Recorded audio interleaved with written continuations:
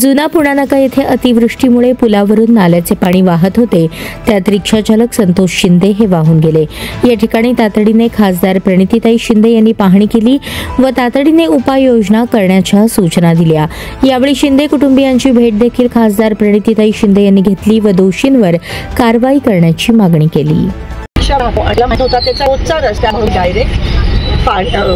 त्याचं वाहन त्याच्यात घेतलं आणि अडकला गेलं आणि आतापर्यंत ह्या ताईचा जे पती आहेत ते सापडले नाही आहेत। NDRFची मोहीम चालू आहे। आम्ही सगळे मिळून FIR दाखल करतोय। जो कॉन्ट्रॅक्टर आहे तो पुण्याचा आहे। मी आता नॅशनल हायवेच्या अधिकाऱ्यांना फोन केला, त्यांना माहिती पण नाही ही घटना घडली आहे। ती शोकांतिका आहे। 24 तास झाले त्यांना माहिती पण नाही घटना। आणि जेव्हा मी फोन केला त्यांचा पहिला रिस्पॉन्स काय होता, आमच्या अंडर येत नाही, मेरे अंडर आता नाही है। आणि मग जेव्हा आम्ही कॉन्ट्रॅक्टरला लाईनवर घेतलं तेव्हा दूध का दूध पाणी का पाणी झालं। कॉन्ट्रॅक्टर बसलाय पुण्यात, NHAIचा अधिकारी म्हणतोय आम्हाला माहिती नाही, माझ्या अंडर येत नाही।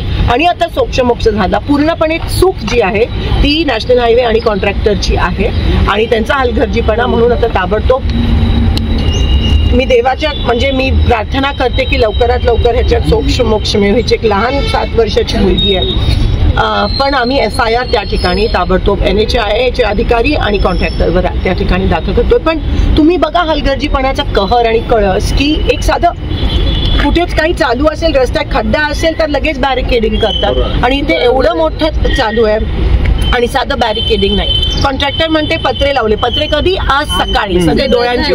म्हणजे काल परवापासून मी बघतेय की प्रशासन एवढा हलगर्जीपणाने काम करत आहे की जीवहानी झाल्याशिवाय डोळे उघडत नाहीत। आणि आता तर निगरगट्ट झाले की ते होऊन सुद्धा त्यांचे डोळे उघडत नाही। हे खरंच म्हणजे खूपच वाईट परिस्थिती निर्माण झाली आहे महाराष्ट्राला। एवढी मोठी घटना घडून सुद्धा नॅशनल हायवेच्या अधिकाऱ्यांनी या ठिकाणी येऊन पाहणी देखील केलेली नाही, पाहणी देखील केली नाहीये, माहिती नाही, उडवाउडवीची उत्तरं माझ्याकडे नाही त्याच्याकडे असं। म्हणजे एकंदरीत स्क्रिप्टेड उत्तरं जी आपण म्हणतोय ती ऐकायला येत आहेत। पण आता ते झालं जेव्हा दोघांना तेव्हा ते उघडे पडले आणि आता त्यांना कळलं त्यांची जबाबदारी। पण आता आम्ही थांबणार नाही। आम्ही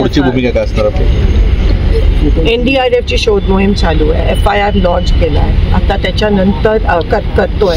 आता त्याच्यानंतर पुढे एवढीच अपेक्षा ठेवू की असे असेल जर होत असेल तर प्रशासनाने संवेदनशीलतापणा तिथे तरी दाखवायची।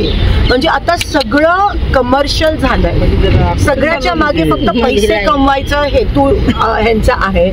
लोकांचं आहे ना काही पडलं नाहीये, जीवाचं आहे ना काही पडलं नाहीये। जीवाची खेळी इथे या ठिकाणी खेळण्यात जाते, फक्त स्वतःचे खिसे गरम करण्यात। ज्या शिंदे कुटुंबियांचा